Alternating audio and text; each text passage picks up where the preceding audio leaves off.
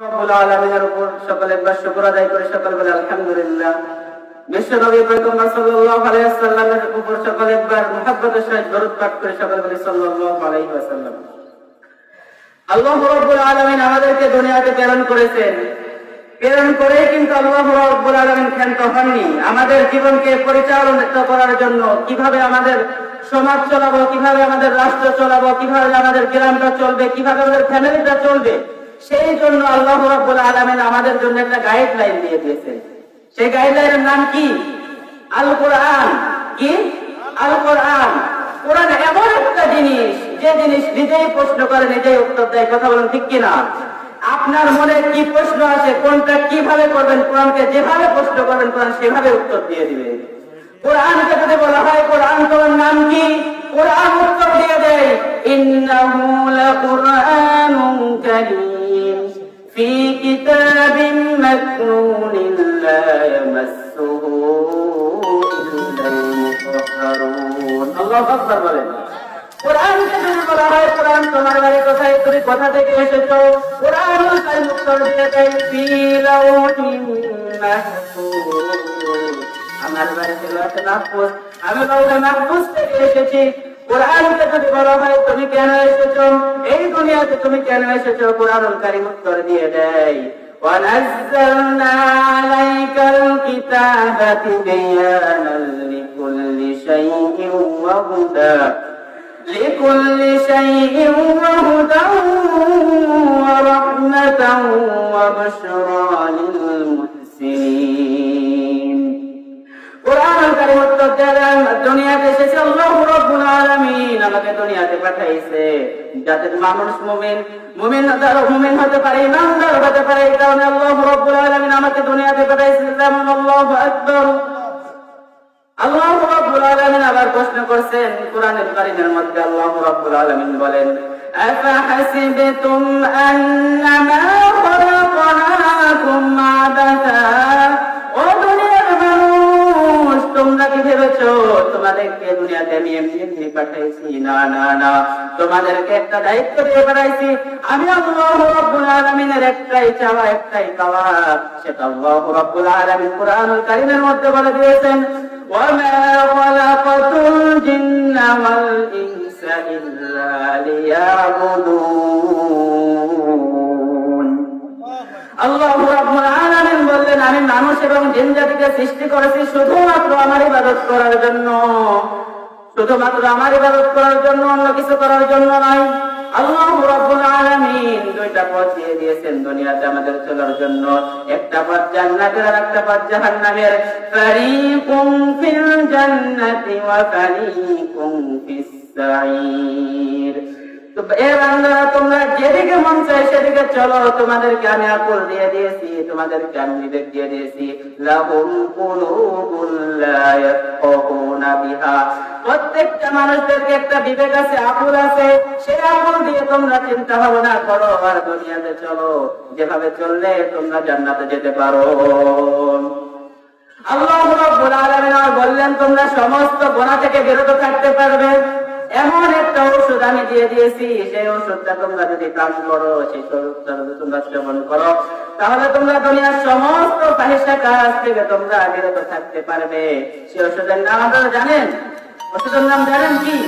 আল্লাহ রাব্বুল আলামিন বলে দিলেন ইন্নাস সালাতা তানহা আনিল ফাহশাই ওয়াল মুনকার।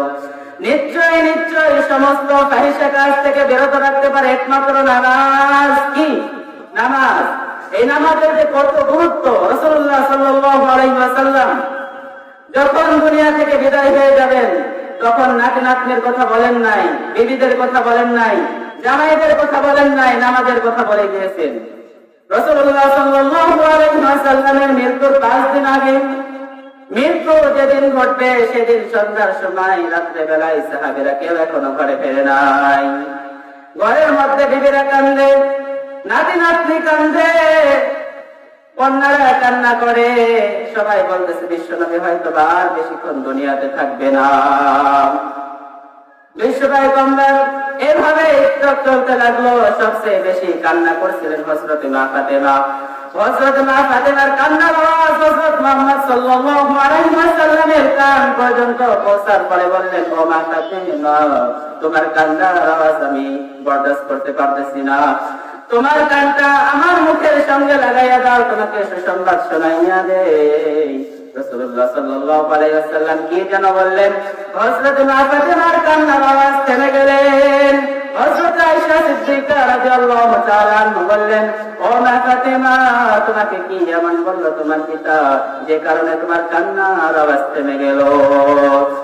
হযরত মা ফাতেমা সিদ্দিক ফাতেমা বললেন, বিশ্বনবী পয়গম্বর সাল্লাল্লাহু আলাইহি ওয়াসাল্লাম বললেন, আমি দুনিয়া থেকে যাওয়ার পরে সর্বপ্রথম যিনি বিদায় দেবেন, যার সাথে তোমার দেখা হয়ে যাবে, তোমার সাথে আমার সর্বপ্রথম দেখা হয়ে যাবে।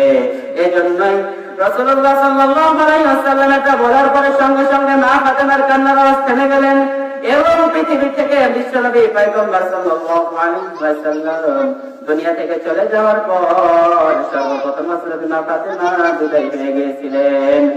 ফজরের নামাজ যখন হযরত জিবরাইল আলাইহিস সালাম এসে বলতেছেন, আসসালামু আলাইকুম ইয়া রাসূলুল্লাহ, আল্লাহু রাব্বুল আলামিন জানতে চান আপনি কেমন আছেন।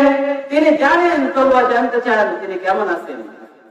বললেন যে আজকে আমি একা আসি নাই, আমার সাথে এমন একটি ফেরেশতা এসেছে যে ফেরেশতা কারো কাছে যাওয়ার জন্য কোনোদিন অনুমতি নেয় নাই এবং সামনে কোনোদিন অনুমতি নেবেও না।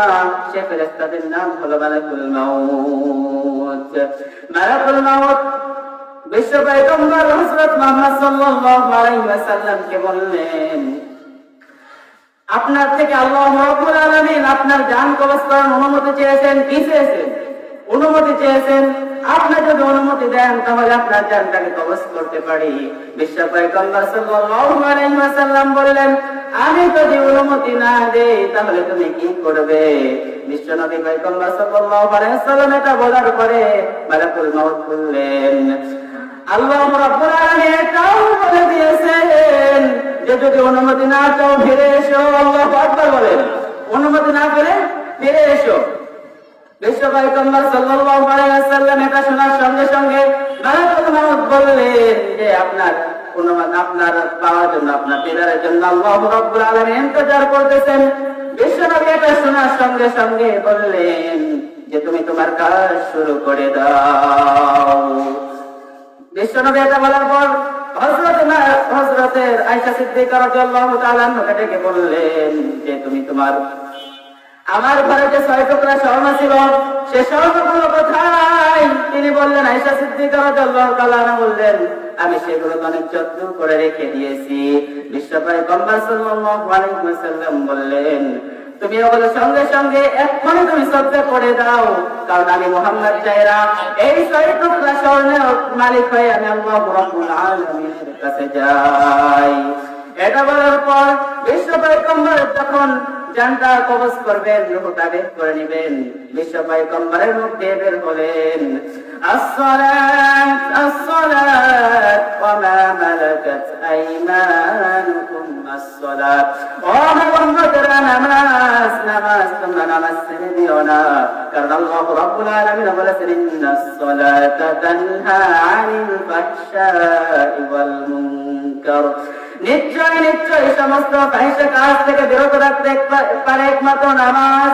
এই জন্য তোমরা নামাজ ছেড়ে দিও না। বিশ্বনবী পয়গম্বর সাল্লাল্লাহু আলাইহি ওয়াসাল্লাম যখন দুনিয়া থেকে বিদায় হয়ে গেলেন, নাতি-নাতনির কথা বললেন না, বিবিদের কথা বললেন না, সন্তানদের কথা বললেন না, উম্মতের জন্য নসিহত বাণী পেশ করে গেলেন, আসসালাত আসসালাত ওয়া মা মালাকাত আইমানুকুম আসসালাত। ও আমার উম্মতেরা, নামাজ নামাজ নামাজ, তোমরা নামাজ ছেড়ে দিও না। সালাত তোমার বন্ধু পরম শেষ বিচারের দিন, ঠিক কিনা? সালাত বন্ধু না?